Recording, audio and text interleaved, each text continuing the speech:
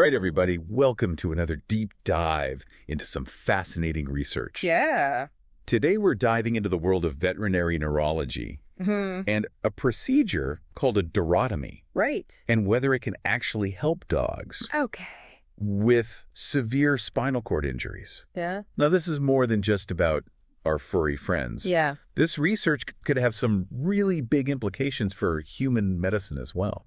It could. So this study, It was published? oh, sorry, go ahead. Oh, yeah, no, it was published in Neurotrauma Reports. Okay. And it looked at a very specific type of spinal cord injury Okay. in dogs. Right. Severe acute thoracolumbar intervertebral disc herniation, Woof. which results in paralysis and a loss of sensation in the hind limbs. Okay, so break that down for me a little bit more. We've all heard of slip discs, right? Yeah. But this sounds way more serious. It is. Okay. Much more serious. So essentially, the intervertebral discs, Right. those cushions between the vertebrae, Mm-hmm. they can degenerate in some breeds.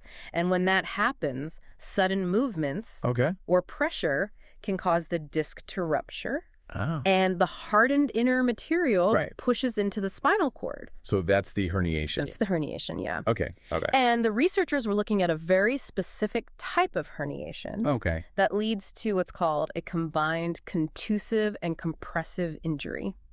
Contusive and compressive. Oh. Oof.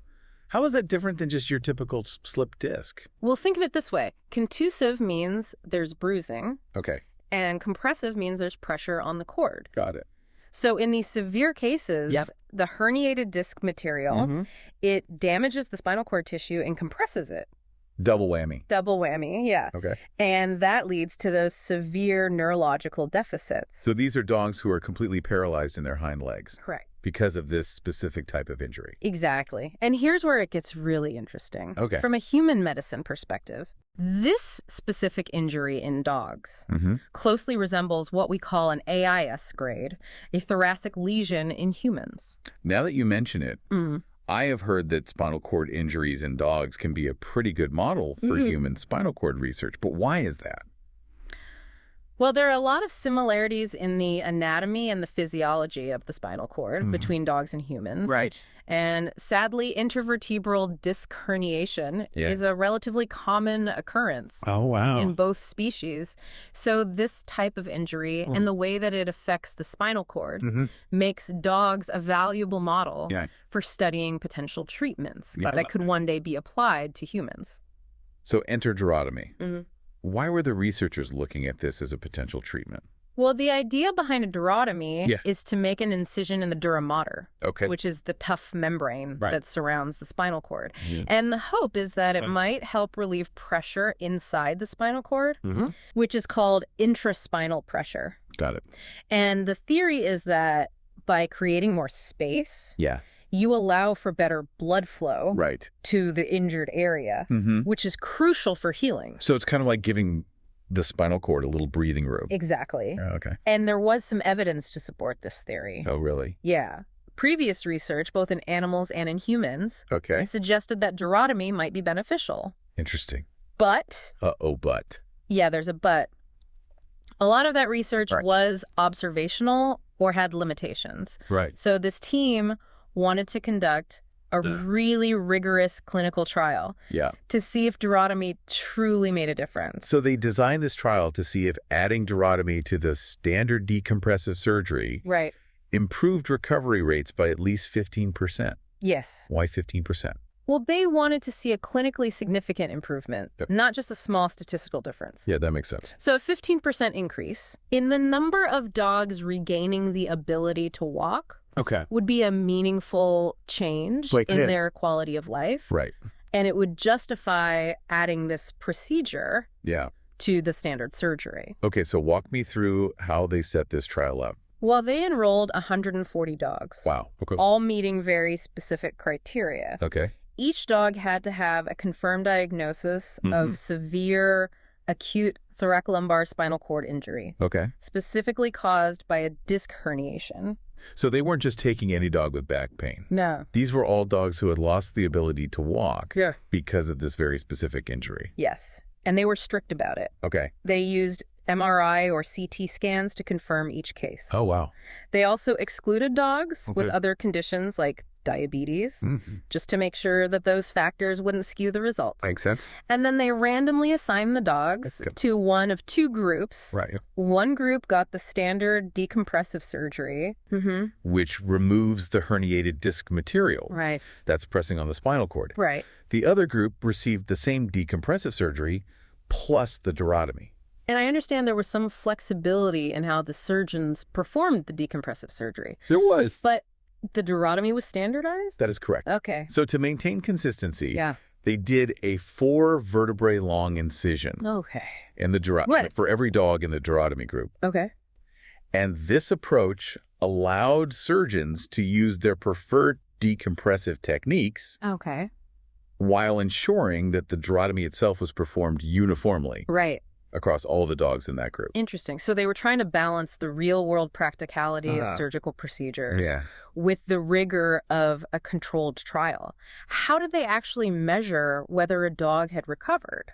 Well, their primary outcome measure was the dog's ability to take 10 consecutive steps. Okay. Without falling. Yeah. Within 6 months of surgery. Okay. Yeah.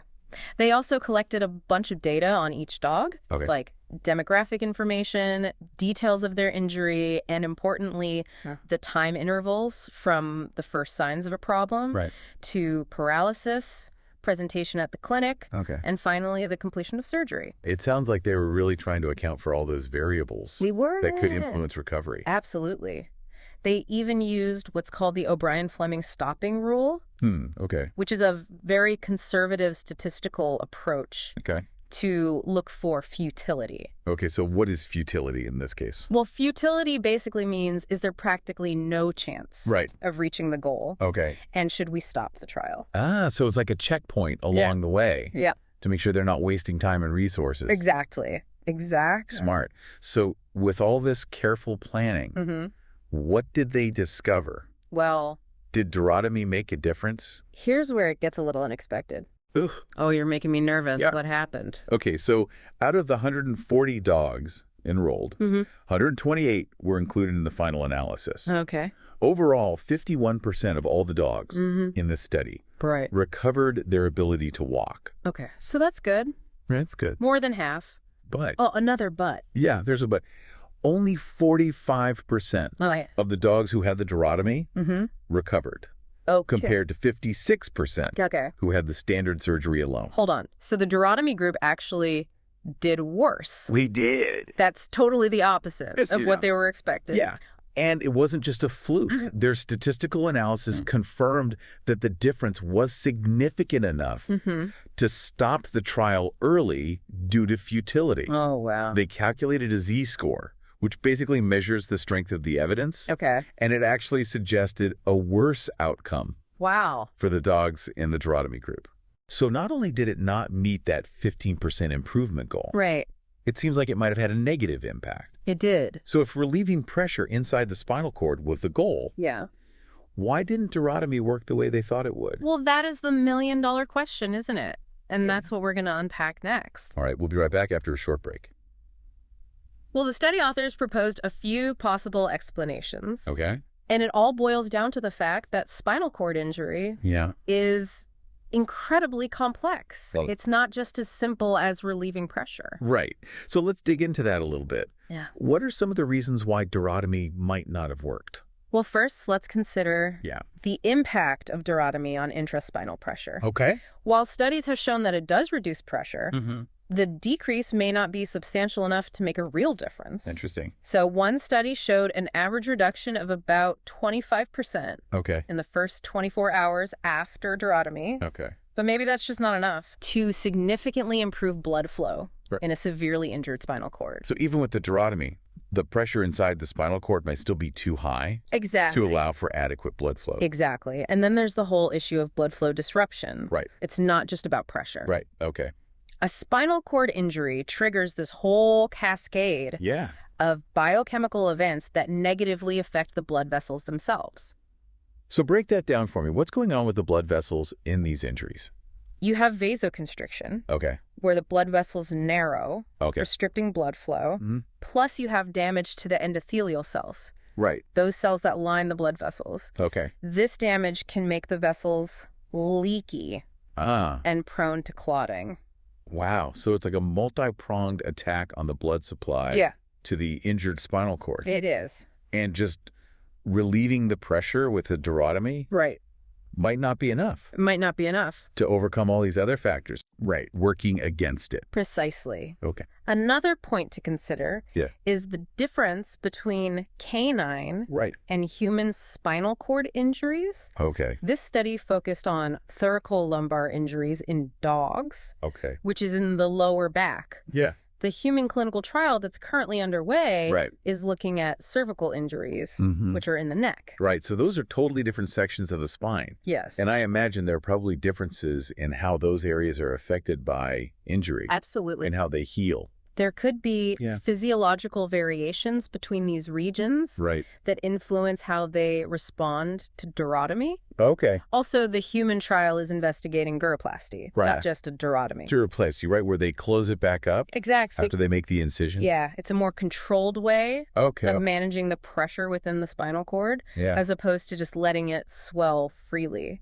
And the human trials are using variable lengths for the duroplasty. Okay. Tailoring it to each patient. So it's not just that 4 vertebrae incision like in the dog study. Correct. Okay, so there are all these procedural and anatomical differences between the dog study and what's being done in humans. It makes me wonder how much we can really extrapolate from the dog study to human patients. That's a valid point. Yeah. And there's another species-specific difference that the researchers highlighted. Okay. The way the dura is managed after the incision. All right. In the human duroplasty trials, they close the dura, which helps prevent cerebrospinal fluid leakage. Right. But in this dog study, they left the dura open. Why would they do that? Is that a problem? Well, the reasons for leaving the dura open in dogs are a bit complex. Okay. But it's something that has been done in veterinary medicine. Okay. There is some concern, though, that this could increase the risk of adhesions forming. Adhesions? What are those again? Adhesions are basically bands of scar tissue that can form between the spinal cord and the surrounding tissues. Got it. They can restrict movement and interfere with healing. So if adhesions form around the injured area, it could hinder the dog's recovery. It could. Okay. Yeah. Is there evidence that this is a common problem? The research on that is limited, but it's definitely something that researchers are looking into, especially because duroplasty, which is being used in humans, is thought to minimize the risk of adhesions. Okay, so it seems like there are a lot of potential species-specific differences here. There are. That could be influencing the result of this study. Yes. And it makes you wonder if the dog model is really the best way to study this for humans.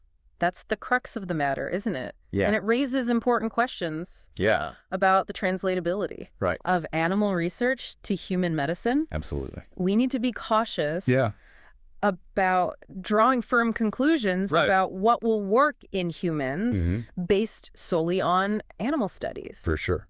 But even if this study didn't give us the answers that we were looking for, I imagine it still provided some valuable insights. It definitely did. For example, there was an interesting finding related to the concept of time is spine. Oh, yeah. Time is spine. I've heard that phrase before. Have you? Yeah. So it emphasizes how critical it is to treat spinal cord injuries quickly. The sooner the better. Exactly. The sooner you address the injury, the better the chance of a good outcome. Right. And while this wasn't the primary focus, the durotomy trial, they did collect data on the time intervals between injury and various stages of treatment. And their analysis hinted at a correlation between a delay in surgery and a poorer prognosis. So even though they weren't specifically setting out to study time is spine, the data seemed to support that idea. That's what they found. Okay. But it's important to remember, this was just an exploratory analysis. The study wasn't designed to definitively prove or disprove the time is spine concept. I understand. But it at least reinforces the urgency we already feel when it comes to treating these kinds of injuries. Absolutely. Every minute counts. Exactly. So knowing what we know now, what does all this mean for the future of durotomy? Is it off the table completely? Well, it's certainly a more nuanced picture than we might have thought before this study. For sure. I'm ready to hear more about what the future holds for durotomy and spinal cord injury treatments in general. Okay. Where do we go from here? But first, I want to know more about what the future holds for durotomy and spinal cord injury treatments in general. Right. So where do we go from here? Well, the first thing to keep in mind is that this was a study in dogs. Right. And while canine models can provide valuable insights, we need to be cautious about applying those findings directly to human medicine. Right. All those species-specific differences we talked about. Exactly. Location of the injury, the surgical techniques, the management of the Right. Those could all be playing a role. They could. In the outcomes. Yes. So the million-dollar question is, will the results of the human duroplasty trial mirror what we saw in this canine durotomy study? That's the burning question. It is, isn't it? Yeah. Everyone's waiting to see if duroplasty will prove to be more effective in humans. And I imagine those results will have a big impact on how we approach these injuries. Yeah. In both humans and dogs. What if the human trials show that duroplasty does work? Right. Does that mean we need to go back to the drawing board? It might. With the canine model? Yeah. And figure out why we saw such different results? It would definitely raise a lot of questions. Right. It might indicate that there are some fundamental differences in the way dogs and humans respond to these procedures. Okay. Or it could point to specific aspects of the study design that need to be reevaluated. That's a good reminder that science is a process. It is. And sometimes we get unexpected results that challenge our assumptions. They do. So, putting durotomy aside for a moment, what are some other promising avenues for treating severe spinal cord injuries? There's a lot of exciting research happening in this field. Okay. Scientists are investigating novel pharmacological therapies, focusing on drugs that could help protect the spinal cord from further damage, reduce inflammation, or even promote nerve regeneration. Nerve regeneration? Yeah. That would be incredible. It would be amazing. Is that even possible? It's a huge challenge. Yeah. But researchers are making progress. Okay. There are ongoing studies looking at cell-based therapies where they transplant specific types of cells into the injured area to try to stimulate repair. Wow. Some are using stem cells, while others are focusing on cells that produce growth factors or other molecules that could support nerve regeneration. I've also heard about bioengineering approaches. Yes. What does that involve? Bioengineering is a rapidly evolving field with some truly innovative approaches to spinal cord injury treatment. Yeah. For example, scientists are developing biomaterials that can act as scaffolds to support nerve regeneration. So they kind of create like a framework. Yeah, guiding those new nerve fibers across the injured area. That sounds like something straight out of science fiction. It does, doesn't it? Yeah. But the progress being made is very real. That's pretty amazing. There are also groups working on neuroprosthetic devices. Oh, wow. Which bypass the damaged area of the spinal cord and use electrical stimulation to activate muscles and restore movement. So many different approaches. There are. All aimed at tackling this incredibly complex problem. It is a complex problem. It sounds like there's a lot of hope on the horizon. There is. For people and dogs with spinal cord injuries. Absolutely. And even though this particular durotomy study didn't yield the positive results that we were hoping for, it's still a valuable contribution to the field. It's prompted us to ask new questions, refine our understanding of spinal cord injury, and explore other avenues for treatment. It's all part of the scientific journey. It is. So for everyone listening out there, what's the key takeaway from all this? Stay curious. Stay informed. Spinal cord injury research is a dynamic field. And new discoveries are being made all the time. That's encouraging. And if you or someone you know is facing this challenge, know that there are dedicated researchers and clinicians working tirelessly to develop new and better therapies. Wonderful. From vet neurojar. Keep those minds inspired, hearts light, and tails wagging. That's a perfect note to end on. I think so. Thanks for taking us on this deep dive. My pleasure. It's been a fascinating exploration of a challenging topic. It has. But ultimately, I think it leaves us feeling hopeful about the future of spinal cord injury treatment. Me too.